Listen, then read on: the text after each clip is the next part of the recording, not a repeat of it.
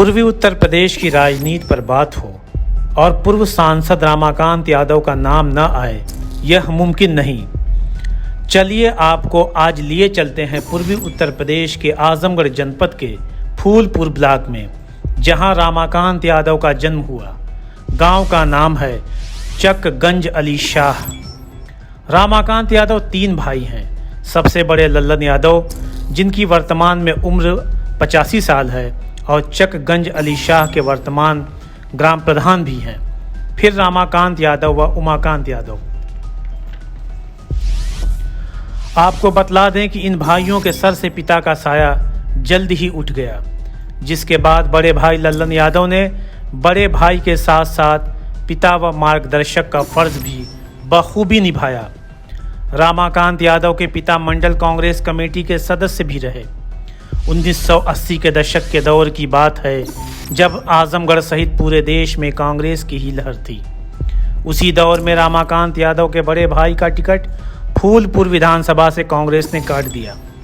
इस बात से खफा होकर के रमाकांत यादव निर्दल प्रत्याशी के रूप में चुनावी मैदान में उतर पड़े और फूलपुर विधानसभा से जीत दर्ज करके उत्तर प्रदेश की विधानसभा पहुंचे।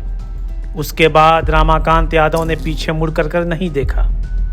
अपनी काबिलियत व जन सरोकार से जुड़ाव के कारण उनकी ख्याति बढ़ती चली गई और वह पूर्वी उत्तर प्रदेश में पिछड़ों के मजबूत मसीहा के तौर पर उभर कर सामने आए। आपको यह भी बतला दें कि उनके भाई पूर्व सांसद उमाकांत यादव राजनीति में पदार्पण करने से पहले पुलिस में नौकरी करते थे। आइए हम सुनवाते हैं रमाकांत यादव की जिंदगी के कुछ अनछुए पहलुओं की कहानी, उनके बड़े भाई लल्लन यादव की जुबानी।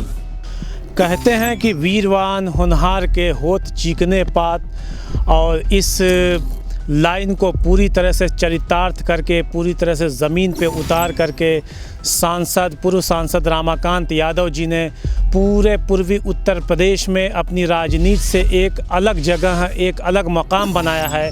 हम उनके पैतृक आवास पे मौजूद हैं। ये जानने की कोशिश करेंगे कि उनका बचपन कैसा बीता, उनका राजनीतिक सफ़र कहाँ से शुरू हुआ, कहाँ से उनको प्रेरणा मिली। इन सारी चीज़ों को जानने के लिए हम मौजूद हैं, जुड़े हुए हैं उनके सबसे बड़े भाई लल्लन यादव जी के साथ, जो फ़िलहाल यहाँ के इस गांव के ग्राम प्रधान हैं। आपका हमारे चैनल में नेशनल कवरेज में बहुत बहुत स्वागत है। हमारा बचपन जो है, हम सीधे सवाल आपसे ये करना चाहेंगे कि जैसे सबसे बड़े आप भाई रहे हैं, तो सबसे बड़ा भाई एक पिता की तरह से आवरण देता है, संबल देता है अपने छोटे भाइयों को। आप फिलासफर गाइड के रूप में आपने काम किया होगा रमाकांत यादव जी को लेकर के और उमाकांत यादव जी को लेकर के।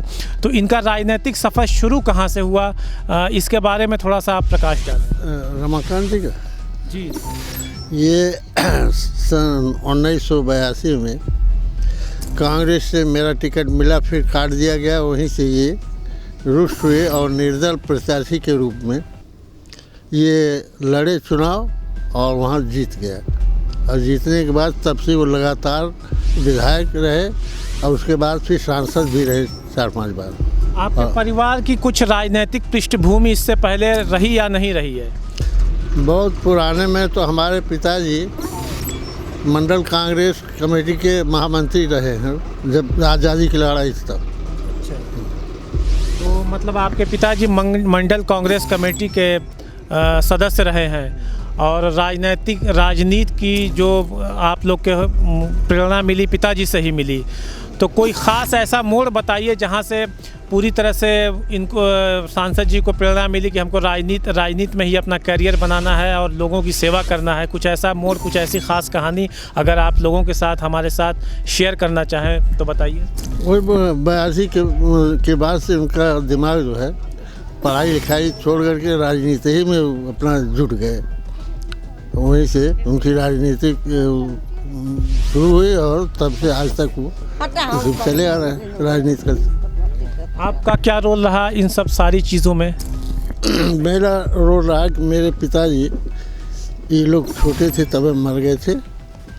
मैंने उनको पढ़ाया लिखाया और उसके बाद इन लोगों को राजनीति में लाने का मेरा हिस्सा है। मैं पहले एक बार राजनीति में था, लेकिन जब मैं खुद इन लोगों के संवारने में लगा दोनों भाइयों को, तो फिर उसके बाद एक भाई नौकरी में चले गए और इनको राजनीति में लाया। जब ये विधायक हो गए तो दूसरे भाई को भी मैंने विधायक बनाया। अच्छा, यानी वो उमाकांत यादव जी नौकरी में चले गए थे। किस विभाग में थे वो? पुलिस विभाग में थे। पुलिस विभाग में किस पोस्ट पे? अब वही थे, मतलब पुलिस में थे। अच्छा, उसके बाद जब सांसद रमाकांत यादव जी राजनीति में आया, उनको कामयाबी मिली, लोगों का प्यार मिला, लोगों ने इनके पीछे चलना पसंद किया, तो इनको भी राजनीति की तरफ नौकरी से त्यागपत्र दिलवा करके राजनीति की तरफ। असल में जनता की सेवा का हमेशा इन लोगों को वो था, इसलिए नौकरी की तो मजबूरन थोड़ा सा हम ही करवा दिया था। फिर उसके बाद हम ही छुड़वाए और हमें फिर राजनीति में लाए इन लोग।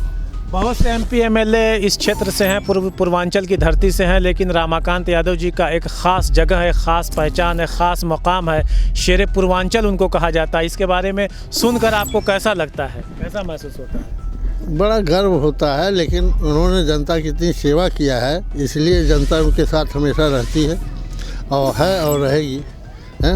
और गर्व की बात है कि हमारा छोटा भाई जनता की इतना सेवा किया, इतना जनता के बीच में उनका काम किया है कि वो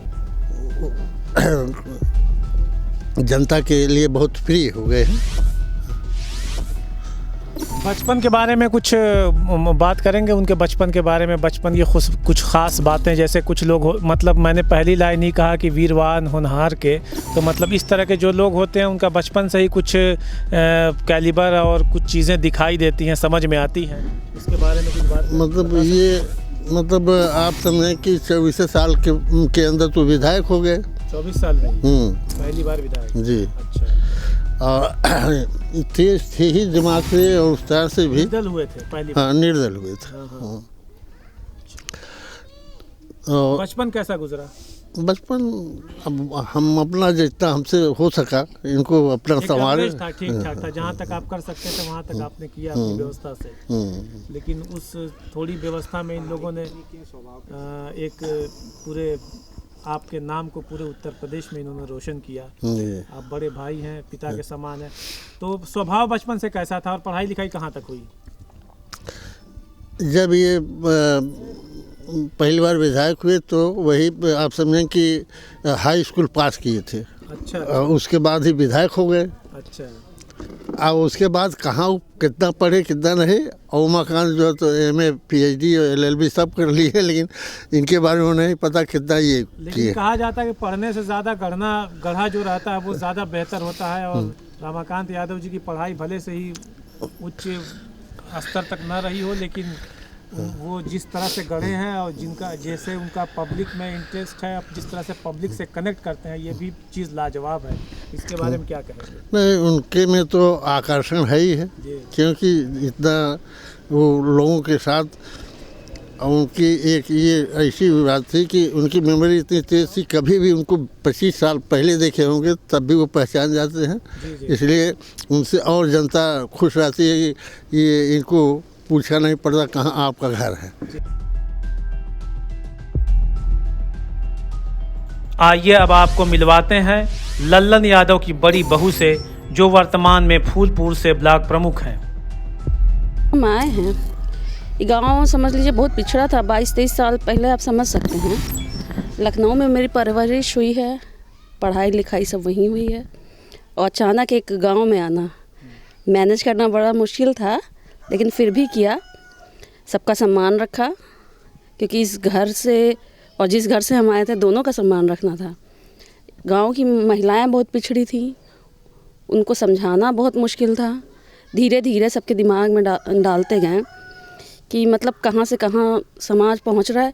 जो जानकारियाँ उन लोगों तक नहीं पहुंच पाती थी, अब मीडिया सक्रिय हो गए, तब नहीं थी इतनी सक्रिय, अब है। तो वो सारे चीज़ें उन लोगों को बताते थे, तो बड़े ध्यान से सुनती थी, मतलब ग्रहण उसको बड़े अच्छे से करती थी सारी महिलाएं। तो उन लोगों को पुरानी रीति रिवाजों से बाहर निकालना, पुरानी परिपाटियों से बाहर लाना, और आप समझ सकते हैं इस बात को आप किस तरह से रखते होंगे कि आप पुरानी रीति रिवाजों का बंधन तोड़ सकें। और जो रूढ़िवादी नीतियाँ उन सबको तोड़ना कितना मुश्किल होगा।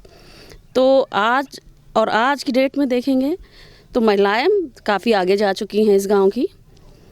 और रही बात तो चाचा जी की, हमारे ससुर जी की, सब तो तीनों लोग यानी यहाँ महिलाओं का भी सहयोग मिला और चाचा जी लोगों का, पापा का सहयोग मिला। जैसे कहते हैं कि बेटी और बहू एक समान, तो यहाँ वो देखने को मिला। जिस तरह से बेटियों को सम्मान दिया जाता है उसी तरह से बहुओं को यहाँ सम्मान दिया जाता है। और इसी कारण, क्योंकि वो लोग देखते थे घर में क्या कर रहे हैं, गांव में क्या कर रहे हैं, गांव को जगाने का, तो इसी कारण उन लोगों ने बाहर निकाला, राजनीति में डाला कि ये कर सकती है, कुछ महिलाओं के साथ में जोड़ के चल सकती है। और दोनों महिला, देखिए 50% आबादी हमारी महिलाएं हैं, 50 पुरुष। यदि महिला पीछे रह जाएंगी तो देश का विकास रुक जाएगा। इसलिए दोनों को जोड़ के चलना था, दोनों को समझा के चलना था।